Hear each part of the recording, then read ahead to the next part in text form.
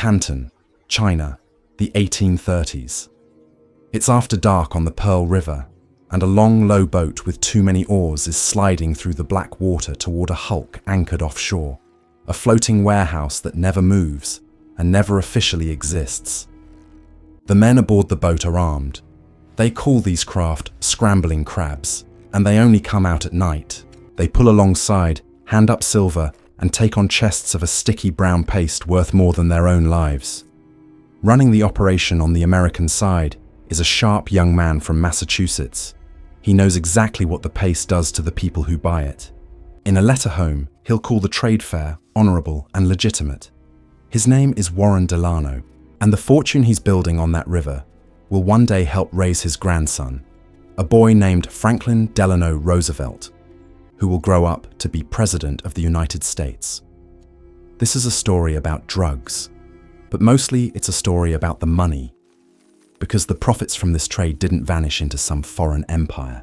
They came home.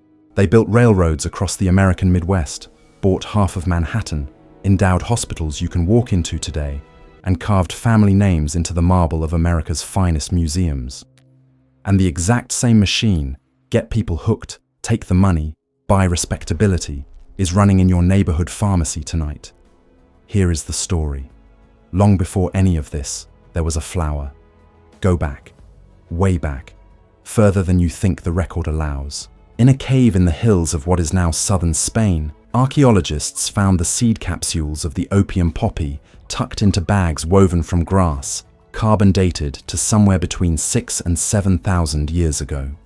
People were harvesting this plant on the shores of the Mediterranean before the wheel, before writing, before the pyramids. They were cultivating the poppy roughly 4,000 years before there was any such thing as the United States, before there was a Boston harbor for anyone to sail out of.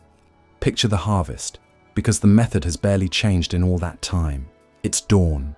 The poppy has finished flowering, and what's left is a swollen green seed pod about the size of a small egg. A worker moves down the row with a small curved blade and scores the skin of each pod. Shallow, careful, just deep enough. Nothing happens right away. Then, slowly, a white milk begins to weep out of the cuts. It sits on the surface of the pod through the day and oxidizes in the air, turning from white to a gummy caramel brown. The next morning, the same worker comes back and scrapes that brown residue off by hand with a dull knife, a little at a time, hour after hour, pod after pod, until a full day's labor amounts to a lump you could hold in your palm. That lump is raw opium. And for most of human history, nobody thought of it as a poison. They thought of it as a gift. Ancient physicians prescribed it for pain, for coughs, for grief, for sleep. In a world with no anesthesia and no antibiotics, a plant that could genuinely stop agony felt like something close to divine. The Greeks associated it with the god of dreams. That's where one of its children gets its name. In the early 1800s, a young German pharmacist isolated the active compound in opium, the thing that actually did the work, and named it after Morpheus, the god of sleep. He called it morphine. You've heard one myth about this plant, so let me kill it now. You'll read that the ancient Sumerians called the poppy the joy plant more than 5,000 years ago. It's a great line.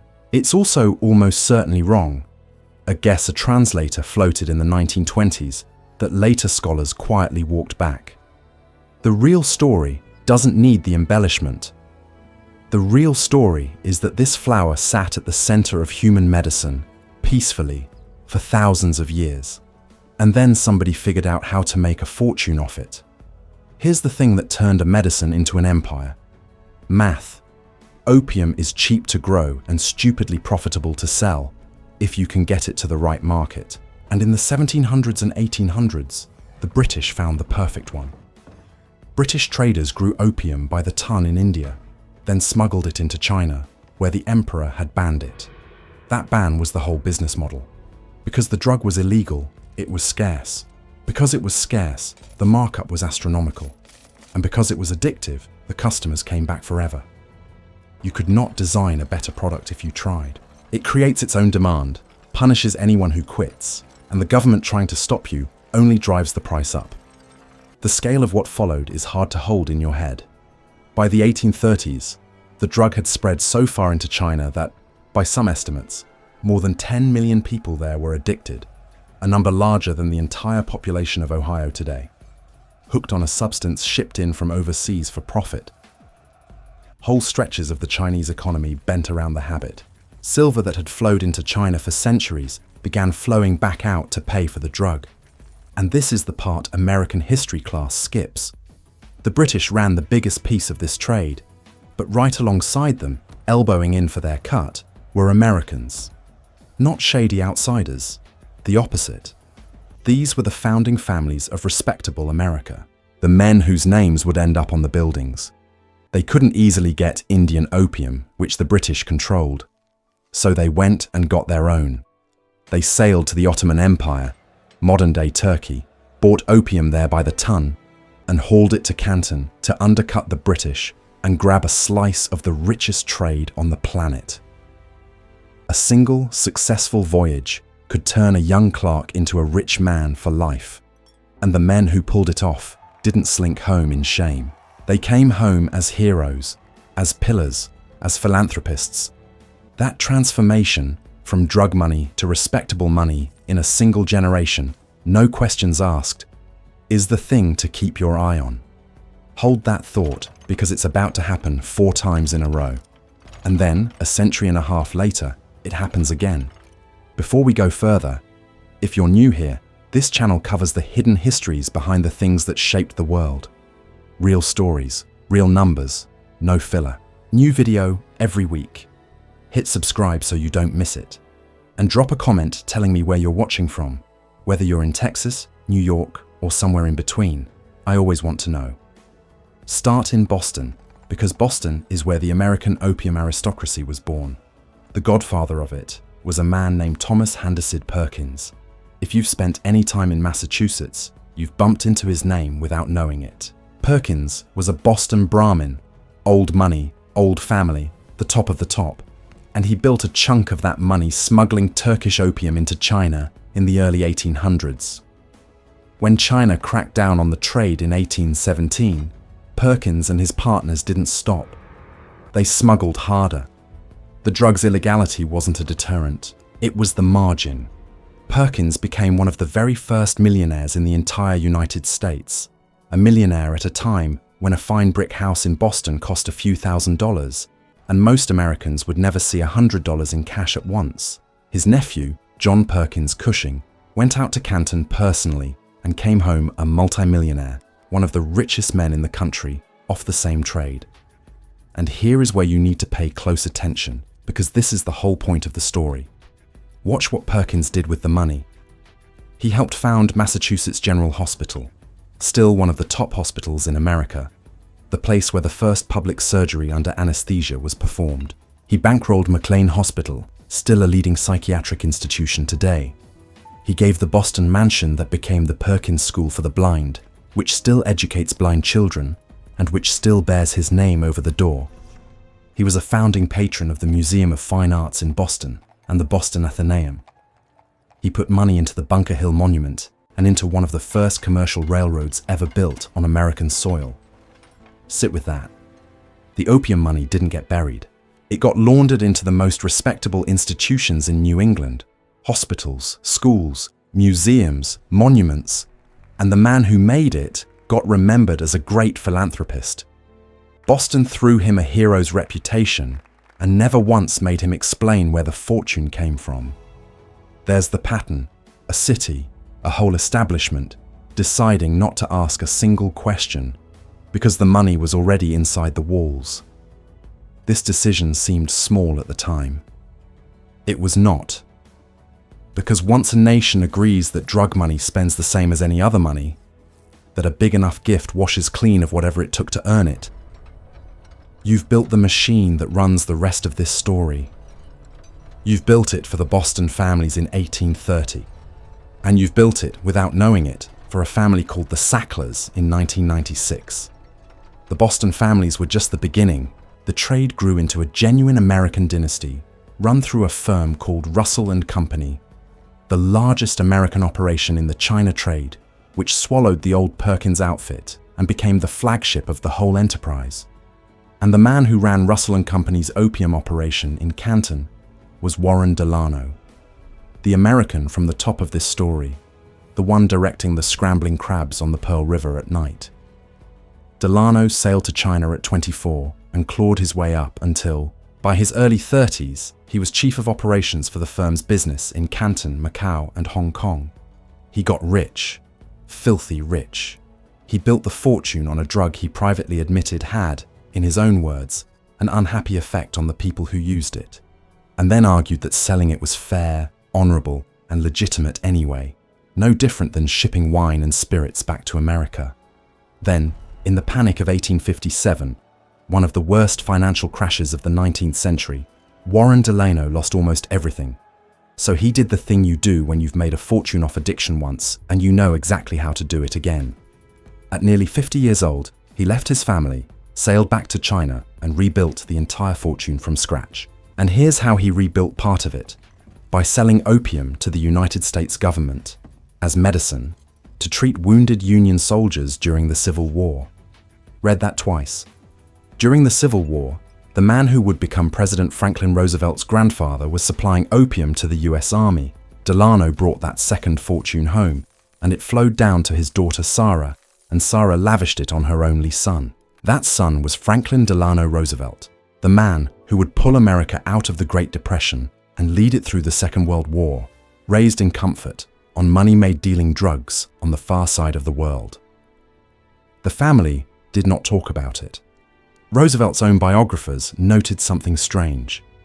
This was a clan that loved retelling every mild ancestral adventure, and yet not one story got handed down about Warren Delano's genuinely dramatic career in the opium business. When a columnist later accused FDR of living off a fortune wrung from a traffic as degrading as slavery, the White House said nothing at all. Sometimes silence is the loudest possible answer. Now follow the money out of Boston and New York and watch what it becomes. The Delano fortune raised a president, but the biggest transformation was structural. The opium profits didn't just make a few families rich, they got poured into the physical construction of modern America. Take the Forbes family. John Murray Forbes made his first fortune in the China trade through Russell and Company, the same opium firm, and then came home and did something visionary with it. He plowed the money into railroads. He took control of the Michigan Central. He assembled a string of small Midwestern lines into the Chicago, Burlington, and Quincy Railroad, the Q, which ran from Chicago west to the Mississippi and helped populate the Great Plains. There's a detail here almost too on the nose to be true. Forbes was handed $200,000 by his Chinese business mentor, a Canton merchant, to invest in American ventures, which means Chinese opium capital, actual profit off the Chinese addiction crisis, helped lay railroad track across Illinois and Iowa. And Forbes wasn't done seeding the future. His son took the family's China trade money and used it to back a struggling inventor named Alexander Graham Bell. He became the first president of the company that grew out of Bell's patent, the company we now call AT&T. Let that land. The telephone system of the United States got its first serious money from a fortune that started in the opium trade. The Astor story is the same shape, different city.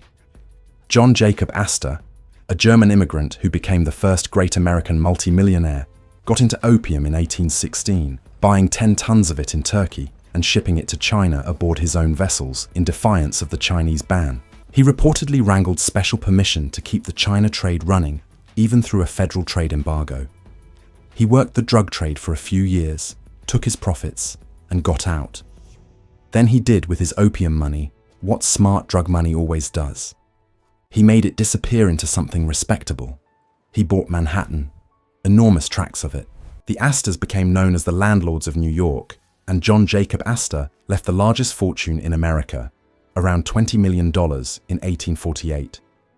$20 million doesn't sound like much now, but measured as a share of the entire American economy, that fortune was so large it would make him richer than any single billionaire alive in America today. Richer, in relative terms, than the men at the top of the Forbes list right now. Part of the seed of it was opium. He also left money to start a public library, which folded into what is today the New York Public Library. his name still carved in the marble of the Great Hall on Fifth Avenue. And the names reached into places you'd never guess. In 1832, a Yale student named William Huntington Russell co-founded a secret society on that campus, the one that still operates today behind the locked door of a windowless stone building, marked with a skull and crossbones, the society that has quietly graduated senators, spy chiefs, Supreme Court justices, and more than one president. Russell was a relative of Samuel Russell, the man behind Russell & Company, the flagship American opium firm. The society's legal body is still called the Russell Trust to this day. Now, you'll hear people say flatly that opium money founded Skull and Bones, and I have to be straight with you. The honest truth is murkier than that. The family link is real, but the money trail is thin, and a good part of the popular story is legend stacked on top of a coincidence of names. Still, even the coincidence tells you something. The opium fortune didn't just touch American medicine and American railroads. Its name got stitched into the most exclusive corridors of American power, and nobody in those corridors ever had to explain a thing. Hospitals in Boston, railroads across the Midwest, the telephone network, half of Manhattan, a public library millions of people have walked through, a future president, all of it, in part, financed by a business that ruined millions of lives on the other side of the planet. Lives that never showed up anywhere on the American balance sheet. So let's go look at them now. Because a fortune this big always has a body count. You just have to know where they buried it. Every dollar of that money came out of a human being. Two groups of them, actually. At the front end, in India, were the peasant farmers pressed into growing the poppy under the British system, bound by contract and debt to plant the crop, hand over the harvest at a fixed low price, and do it again next season. Remember that dawn harvest, the curved blade, the milk weeping from the pod, the day of stooped scraping for a lump the size of an egg. Now multiply it across tens of thousands of families, generation after generation, feeding a supply chain whose profits flowed entirely past them and out to sea. The British turned huge stretches of the fertile plains along the Ganges over to the poppy, and hundreds of thousands of Indian farming families got locked into growing a crop they'd never use, at a price they didn't set, for a market on the other side of an ocean they'd never cross. But the real devastation was at the other end, in China, among the addicted. Step inside one of the dens that spread through the port cities. It's dim, thick with a sweet, heavy, unmistakable smoke that soaks into the walls and the clothes and the skin. A man lies on his side on a wooden platform, curled around a long pipe, holding a bead of the brown paste over a small oil lamp until it bubbles and vaporizes, then drawing the smoke deep and going still. For a while, nothing hurts. Not the hunger, not the debt, not the work. Then it wears off, and the only thing in the world that can make the wanting stop is more. So he trades another coin, and then his savings, and then his tools, and then whatever his family had, chasing a feeling that gets smaller every time while the need gets bigger. Multiply that man by 10 million. Picture the families behind each one, the wives, the children, the parents watching a person they love dissolve in slow motion. That was the raw material. That ruin, at that scale, was the product the American firms were selling. That was the revenue. And American merchants knew. Warren Delano put it in writing that the drug had an unhappy effect on the people who bought it and kept selling it, and called the trade honorable. The distance between the elegant Boston drawing room where the profits were spent and the Canton den where they were earned was the whole business. As long as the suffering stayed on the far side of an ocean, it didn't count. It never made it onto the receipt. Quick question, and I want you to actually answer it in your head before we go on. How many Americans do you think died of a drug overdose last year? Not a century ago, in some faraway den. Last year, in the United States. Hold your guess. Drop it in the comments. We'll get to the real number, and I promise it's going to hit differently once you have it. Because the ocean didn't protect Americans forever. The drug was coming home, and when it got here, it walked straight into the medicine cabinet. Here's what nobody tells you. America had a massive opioid epidemic more than 100 years ago, and it started, like the current one, in a doctor's office. Two things collided in the mid-1800s. First, chemists isolated morphine from opium, a purified, far more powerful painkiller. Second, somebody invented the hypodermic syringe, which let you inject that morphine straight into the bloodstream for fast total relief. Miracle technology. Real relief for real agony. And nobody understood yet how ferociously addictive the combination was. Then came the Civil War and the perfect storm. Hundreds of thousands of wounded and sick men, a brutal new scale of injury, and doctors armed with morphine and syringes and every incentive to use them. By some accounts, the Union Army alone handed out nearly 10 million opium pills and close to 3 million ounces of opium powders and tinctures. Men went home from that war in one piece on the outside and dependent on the inside. Later generations would call it the soldier's disease, though that name came afterward, and historians still argue over how common the label really was at the time.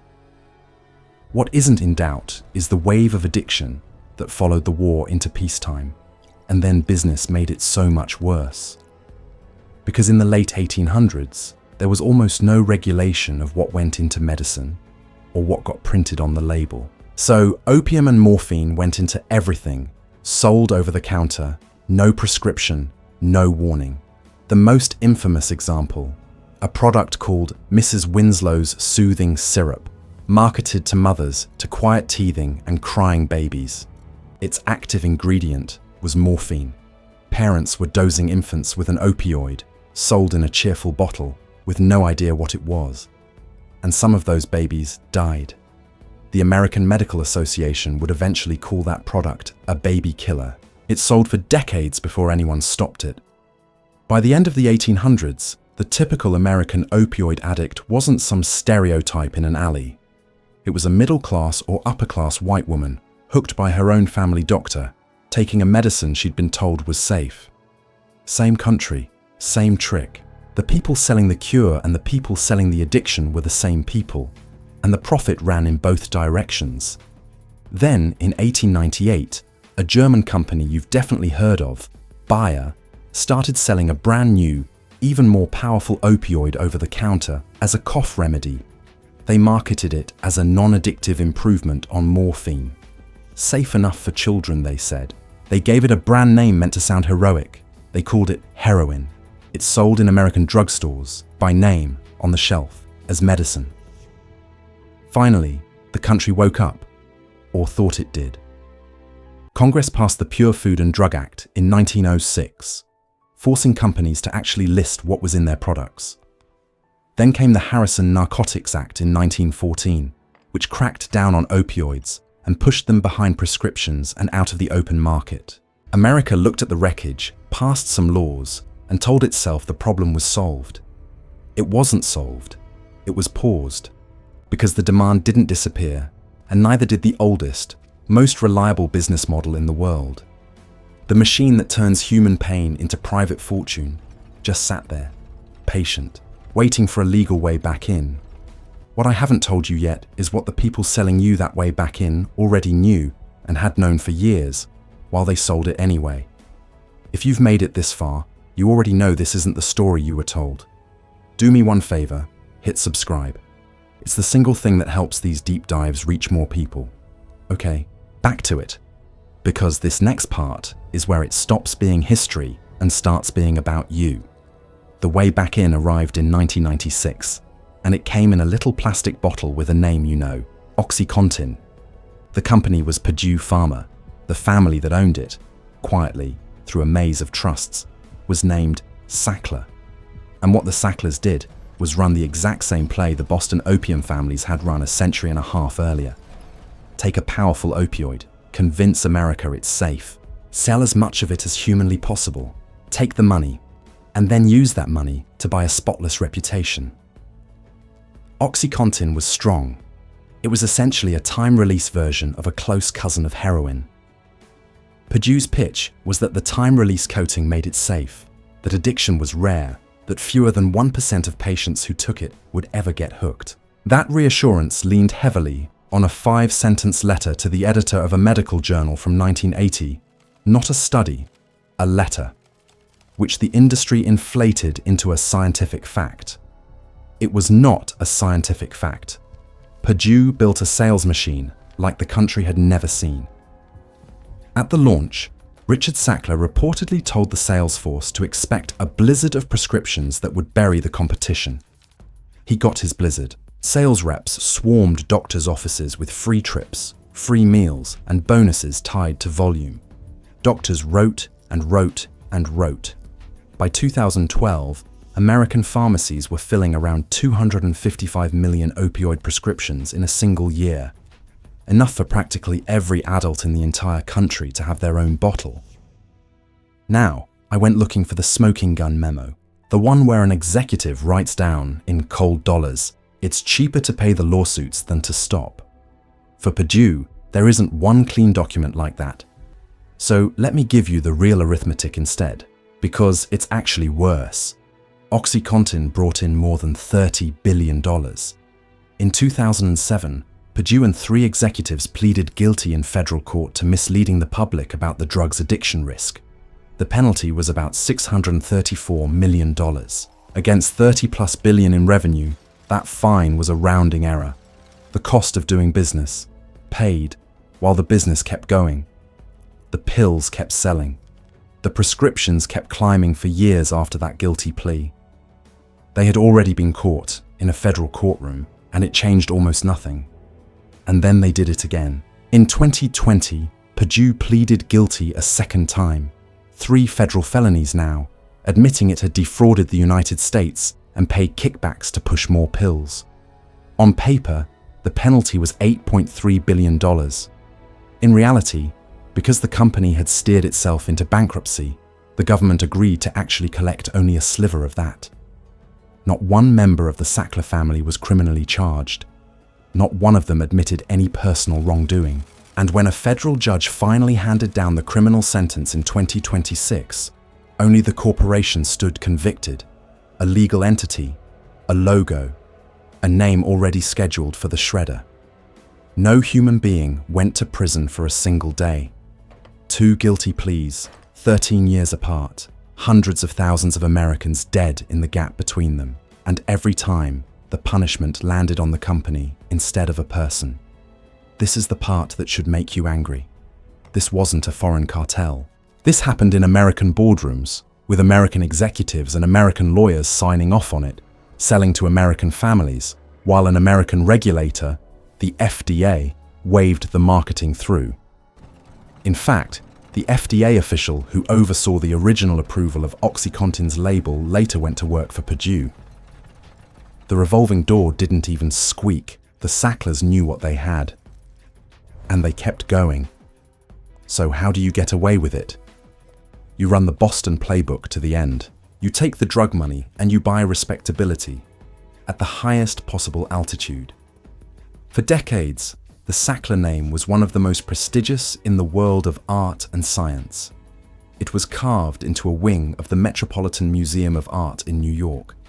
7 spaces, including the gallery that houses the Temple of Dender, one of the most famous rooms in America. It was on the Louvre in Paris, on the Guggenheim, on the Smithsonian in Washington, on the Tate and the British Museum in London, on buildings at Harvard, at Yale, at Tufts. The family gave, and the institutions carved the name in stone, and nobody with a marble wall to fill asked too hard where the money came from. Which is precisely what Boston did for Thomas Perkins in 1830. The difference this time was that people fought back, and one of them broke it open. The photographer, Nan Goldin, who had survived her own OxyContin addiction, started staging protests inside those very museums, scattering pill bottles across the Sackler wings. Journalists dug in. Writers like Patrick Radden Keefe and Barry Meyer laid out, document by document, what the family had done and what it had earned, and the dam broke. One by one, the museums began doing something almost unheard of. They took the name back down. The Met stripped it off those 7 galleries. The Louvre scraped it off. The Guggenheim, the Tate, the British Museum, Tufts, Yale, down, down, down. Right now, in real time, workers are chiseling the Sackler name off the walls of the most respectable institutions on Earth. And here is the gut punch. Walk into Massachusetts General Hospital, or the Perkins School for the Blind, or the Museum of Fine Arts in Boston. The opium names are still there, still carved in, still celebrated. Nobody's chiseling off Perkins. The only real difference between a Boston opium fortune and the Sackler opioid fortune, between a name we honor and a name we're scraping off the marble, is how long ago the money was made. Give it 150 years, and today's drug lord is tomorrow's beloved philanthropist. The statute of limitations on a fortune isn't legal, it's just time. Purdue Pharma knew what OxyContin was doing by the late 1990s. They knew, and the pills kept flowing for another decade and more, into pharmacies, into medicine cabinets, into American bodies. While the family's name went up on wall after wall, and Americans paid the price. Here's where it lands, right here, right now, in America. Remember that question? How many Americans died of an overdose last year? Here's the number. In 2025, roughly 69,173 Americans died of a drug overdose. That's down sharply from the year before, and thank God for that. It's the lowest in years. But hold the full weight of it. Nearly 70,000 people in a single year, most of them from opioids. That's around 190 Americans a day. It's as if a packed regional jet fell out of the sky every single day, all year, and we simply agreed not to make it front-page news. Now zoom out. Since 1999, more than 900,000 Americans have died from an opioid overdose. 900,000. That is more than the entire population of San Francisco. It is more than double the number of American troops who died in all of World War II, combat, and everything else. Every theater, the whole war. We lost more of our own people to these pills and their cousins than we lost defeating the Axis. And we did it to ourselves, for money, in peacetime. And the bill isn't just measured in bodies. By one congressional estimate, the opioid epidemic now drains more than $1 trillion a year out of the American economy. In emergency rooms and rehab beds, in police and courts and prisons, in kids raised by grandparents, in the flat productivity of a workforce with a hole shot through it. $1 trillion a year. That cost doesn't sit on the company's books. It sits on yours, the taxpayers, the insurance premium payers, the neighbors. As for the fortune that helped light the fuse, after years of legal war, a federal judge finalized the deal at the end of 2025, and it took effect in 2026. It's worth about $7.4 billion. Purdue Pharma is being dissolved and reborn as a public benefit company with a new name, Noah Pharma. Its future profits aimed at fighting the crisis it fed. The Sacklers agreed to pay up to $7 billion over 15 years and to stop objecting when institutions peel their name off the walls. But do the math one more time, because the machine always comes out ahead. The family made billions, much of it parked in offshore trusts that lawsuits can barely reach. The victim's share of the settlement, the money set aside for the actual human beings whose lives OxyContin took apart, works out to somewhere around $8,000 to $16,000 per person. That's the price. A life ruined, a family shattered, a child in the ground. $8,000 to $16,000, paid out over years, from a fortune measured in the billions. That's not justice. That's the receipt. Slow down with me for a second, because this is the part that follows you home. You will not find opium in some foreign den. You'll find its descendants at the CVS on your corner, at the Walgreens by the highway, behind the pharmacy counter where the tall bottles line the wall. Oxycodone, hydrocodone, morphine, the whole family, dispensed by the millions every day. Most of it entirely legal, most of it genuinely helping people in real pain. And now, sitting right out on the shelf next to that counter, no prescription needed since 2023, is Narcan, the nasal spray that reverses an overdose. Think about what that means. We have made the antidote an impulse buy. We keep the poison and the cure 10 feet apart, and we've decided that's normal. It might already be in your house, in the orange bottle in your bathroom cabinet, left over from a surgery or a root canal. 200 years of this exact story, from a cave in Spain to a Canton riverboat to a Boston hospital wall to a Purdue sales conference, compressed into a plastic cylinder with a child-proof cap, sitting on a shelf above your sink. The same flour, the same molecule, more or less. The same business model, unchanged in every way that matters. Grow the pain, sell the relief, take the money, buy the respectability. It built America's first great fortunes. It's still building fortunes today. We just moved the den from the Pearl River to the pharmacy, and we moved the profit from Boston counting houses to Connecticut boardrooms, and we told ourselves that made it different. So here's the real question, the one I actually want you to sit with, not a rhetorical one. How many of the things in your life right now, the fortunes, the foundations, the famous names, the institutions you were raised to trust, were built on a decision made in a boardroom you never got to see, paid for by people you were taught not to count? Let it sit. There's no comfortable answer. Have you ever taken one of these pills? Or watched someone you love get pulled under by them? Drop it in the comments.